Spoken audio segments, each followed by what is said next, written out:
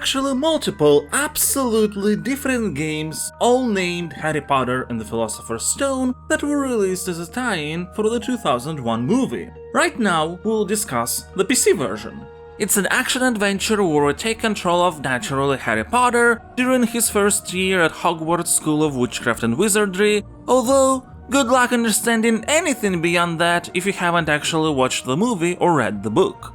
Let's just put it this way. The explanation of what's going on is so general, and the semblance of any world building is so basic, that even the main antagonist is not mentioned until the very end of the game. The titular Philosopher's Stone is also not mentioned at all until the kids suddenly try to stop supposedly Professor Snape from stealing it, who is shown as being suspicious before you even know who Snape is. If we are to assume that a video game based on a movie or a book is also an adaptation, then Philosopher's Stone fails quite considerably in the story department, not weaving even a basic narrative thread through all the important events, while at the same time having a surprisingly big focus on subplots. For example, helping the dragon Norbert to hatch as well as sneaking him out the tower to send off to Romania gets a lot of focus, which is not relevant to the story. Unlike, let's say, properly introducing characters, most of whom are going to approach you with a "Hey, remember me" phrase. Hey Harry, remember me? Ron Weasley. Hello Harry, it's me, Hermione Granger. We met on the Hogwarts Express, remember? Hello Harry, it's me, Hagrid. Beyond that, some things just don't make sense in the context of the levels themselves. Before the troll sequence, Ron, whom you definitely remember, tells Harry that the troll trapped Hermione, whom you also definitely remember, in the bathroom. It's weird that he knows that already, but sure, let's go to the bathroom. Except the troll is not there. He will chase us through a set-piece jumping level towards the bathroom. So unless you're familiar with the source material already, the game just won't make sense. But for what it's worth, a video game adaptation is not just about the narrative, but also the feel and atmosphere. And for all its flaws, Harry Potter and the Philosopher's Stone does manage to utilize the strengths of the license in that regard.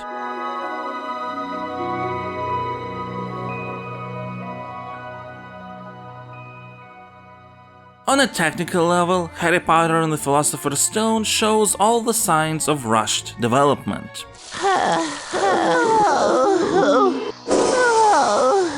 Characters whose faces can look weird as it is don't move their mouths at all, which feels off even by 2001 standards. Animation consistently falters. For example, when casting spells during a locked-on segment, Harry will just slide through the floor should you move him, while when jumping, he has a tendency to grab invisible ledges. And that's without even getting to some smaller details like the UI, which honestly looks somewhat hastily slapped together, and the in-game HUD, which lacks any sort of effects when you acquire collectible items, making it sometimes difficult to realize what has changed. However, I'd be lying if I said the game doesn't have charm. Visually, Harry Potter and the Philosopher's Stone doesn't try to recreate the movies, but rather go for its own, a bit more cartoony approach, and it definitely works.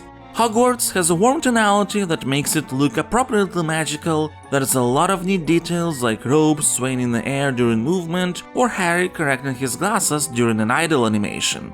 The overarching structure also makes sense from the perspective of immersion, regularly sending you on lessons to learn new spells you'll be using throughout the game. Though I would like to note that while saying an incantation is an important part of spellcasting in the Harry Potter universe, I wouldn't mind if in the game it wouldn't happen every single time. Flipendo! Flipendo! Flipendo! Flipendo! You will use these spells to collect just a bunch of objects required for your main objectives, like potion ingredients, fire seeds, or optional ones, like challenge stars. Those last ones are a quite abstract goal that wouldn't make sense outside the context of this being a game, but I do appreciate how it does tie these kinds of concepts to fit-in character moments, like Snape saying that challenge stars don't matter in his class. I see you've collected a few challenge stars, but I'm afraid they have no value in my classroom. As a result of this structure, a typical game section looks like this. You have a segment where you need to reach a certain place, then most of the time you get to a class teaching a new spell, followed by a collectathon obstacle range, and after, a broomstick level to break up the pace. This is essentially how the whole game goes until the final segments, where you have some set pieces, boss battles, and, get ready, a forced stealth section in an action-adventure game not designed for stealth. These sudden genre shifts are often questionable even in games that tackle their main focus at an appropriate level of quality, but in that regard, Harry Potter and the Philosopher's Stone is also not exactly among those titles.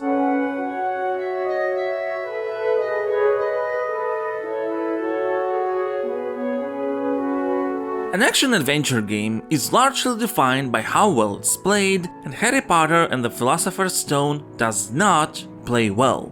First, the character can't strafe unless you're in a specific section where the camera is locked onto a boss. This means that you have to move Harry through tank-like controls that just don't fit a game like this. Whenever you need to do slight corrections of movement, you look like a car that tries to switch to another parking spot. If you're in a room full of gnomes, it can be difficult to avoid them or find them in the first place. Then there's jumping. To be fair, the basic jump is fine. The strafe steering being the only way to course correct yourself during a jump is a bit weird, but it works.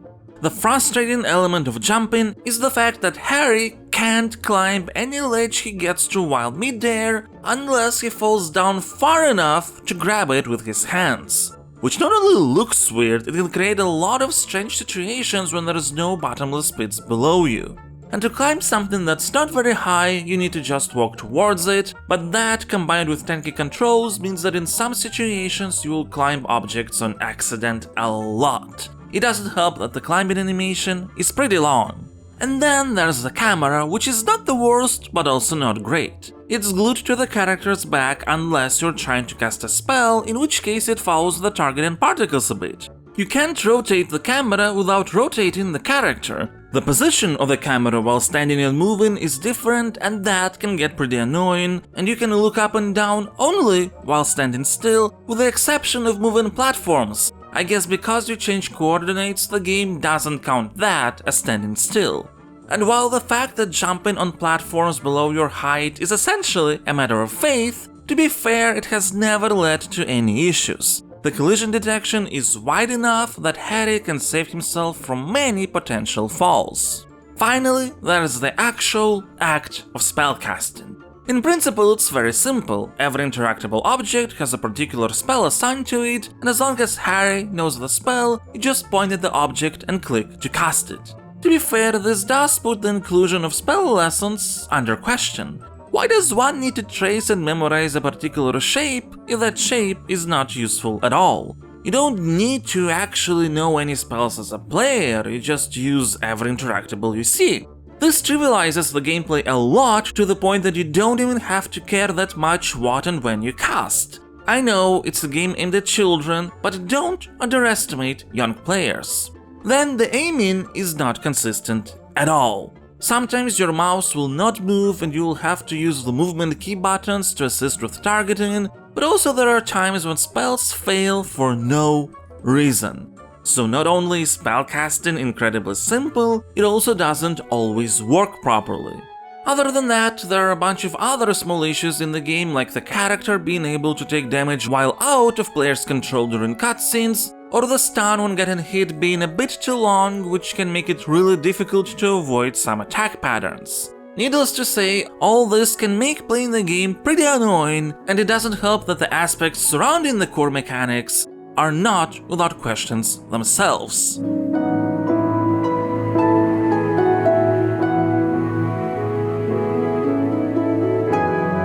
For a game where you collect a lot of stuff, not much of it actually matters. There are house cup points and a whole UI section showing how many each of the Hogwarts houses has gathered up until this point, but there is no actual competition involved. You'll win at the end regardless of your performance. So these extra points that you get for perfecting lessons or finding absolutely all challenge stars are there just for completionist purposes. I guess it makes sense considering that in the game even a student can assign points because the teacher would be totally cool with it. The item that you will collect the most are multi-flavored beans, and you need them for two things.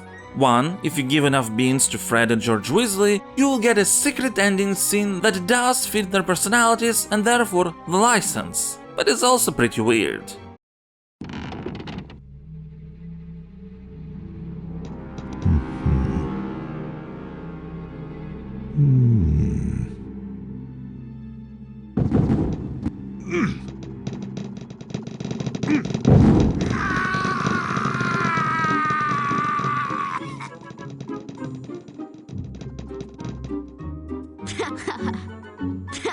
Two, the same Fred and George will give you wizard cards. Now, the twins are just one source of the cards. Most of the time you will find them in secret locations. And even though they bear no practical purpose, the cards do have very nice art, and that is reason enough to want to get them. You receive the very last wizard card only if you collect the other 24 by the end of the game. I didn't. In fact, during the second half I didn't care that much about reaching locations that would obviously give you a card, because I knew all too well that I've already missed one anyway with absolutely no other way to get it. Granted, while permanently missable cards are an annoyance, there are a couple things that make it worse. First, the only indicator of how many cards there are in a level is on the short title screen before it begins. There is absolutely no way to know how many of the cards available you have already collected, which is especially bad when you're loading a saved game in the middle of a level. But even worse are unclear level end triggers. As an example, one area had 2 wizard cards, I only found 1. There was a spot which I didn't quite know how to get to, but I knew it most likely led to what I needed. And in the distance was Hagrid's hut, which I had to reach as part of my main objective. I could gather that getting to the gate would end the level. What I didn't know, though, is that if I would just approach it from a fairly big distance in an attempt to find a path to the secret location, the game would still trigger a cutscene of me entering the hut. And then the next level would start, overriding my last save. No way to even try to get the card without replaying the whole game. There is a hefty number of moments like this. Sometimes you don't even know that a door you're opening will lead to an absolutely different level. And that's really annoying, particularly because the cards themselves are not that difficult to find. Levels in Harry Potter and the Philosopher's Stone are mostly very linear. They are actually structured in a way that you revisit different locations from time to time, creating a nice effect of going through an interconnected space. But at the end of the day, they're still essentially straight paths with secrets protruding at different points. Some locations have a bit more exploratory elements to them, but you're still steered towards the same main path. There's nothing wrong with that approach as long as the level design itself is good. And to be fair, it is fine.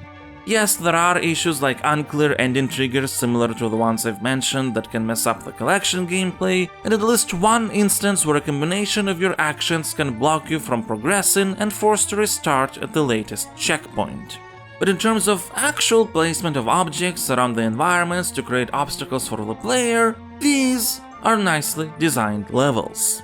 If you take the Flipendo challenge, it's a neat array of varying obstacles that test your pathfinding skills, environment observation, jumping precision, alongside combining a couple of those things together.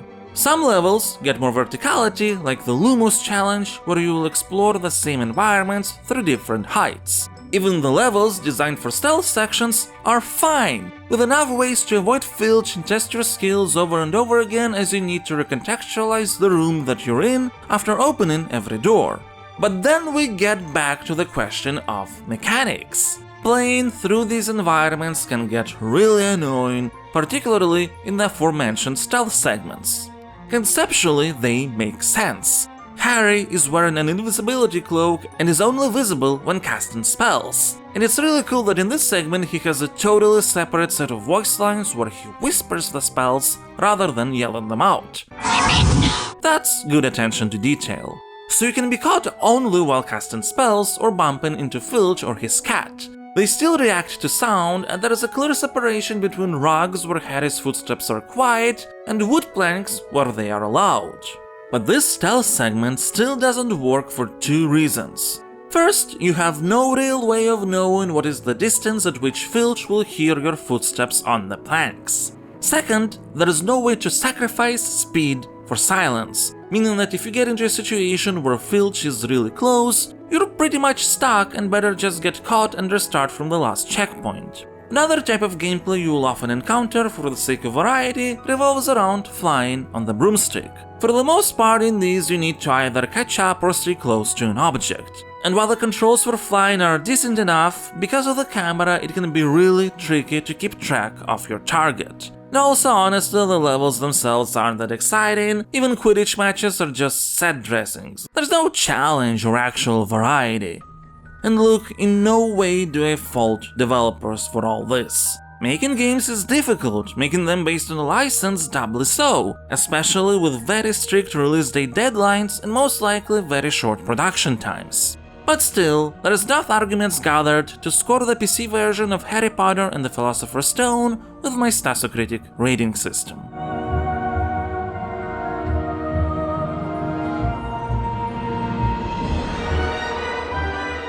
Stasocritic is divided into 5 different categories of various weights, each having its own set of scores from 0 to 10 with specific criteria. The first category is design, which has the biggest weight, 4, as gameplay is extremely important. And I will assign a 4. We can literally separate what's going on with Harry Potter and the Philosopher's Stone into 2 halves. Levels, which are actually fine, and mechanics, which are very flawed, making the act of actually playing the otherwise fine levels very annoying. So it is essentially a mixed bag, since adjusting the mechanics would instantly make the game far more enjoyable, even if it wouldn't fix other larger issues at hand, like the absolute uselessness of house points and the frustrations surrounding the wizard card collecting aspect. The next category is the most subjective one, emotions, and it has the second largest weight, 3, as enjoyment can be a lot more important than what we consider to be objective arguments. Harry Potter and the Philosopher's Stone is a good example of that. I don't know if it's related to nostalgia, maybe there is some bias since I've played this as a child, though I can't say that I felt this history affected me in any way, but despite all the issues in the game, I enjoyed it and will assign a 7. Yes, there are frustrating movements, but never so frustrating that you feel like you're raging. You just say, I guess it is what it is, and move on. And it's not a very long game, you can beat it in about 5 hours, so it's a nice way to spend an evening or two. I certainly wouldn't try to 100% it or replay ever again, but I had a nice, inoffensively enjoyable time. And isn't that what matters anyway? Then we have cohesion, a category with a weight of 2 that's all about how different game elements connect together to form a wholesome experience. I will assign a 6. A lot in Harry Potter and the Philosopher's Stone doesn't make sense, but at the same time, it does leverage the license enough to feel like Harry Potter despite all the abstractions. But this doesn't help context, a category that's all about providing proper role, motivation, plot, whatever is needed to understand why we're doing what we're doing. I will assign a 2. If you have no knowledge of the source material, you will understand at a broad basic level that you're Harry Potter and you have some friends that help you prevent something bad from happening. And even that will be accompanied by a lot of confusion and poor dialogue. And finally, there is aesthetics, which is a category about everything that pleases the senses. I will assign a 7. At its core, Harry Potter and the Philosopher's Stone is a game with a very magical atmosphere, but it's full of things that are either just okay, like the voice acting, and outright technical faults that prevent the aesthetics from reaching their true potential. And after the scores and all their weights are taken into account, the PC version of Harry Potter and the Philosopher's Stone is going to get assigned a final Stasocritic rating of 53. Now, let me be clear, Stasocritic is not Metacritic. 50 means alright, not bad, and Harry Potter and the Philosopher's Stone is certainly that. It's got issues, but there are things to enjoy as long as you are a Harry Potter fan, or as long as you know what to expect if you're not.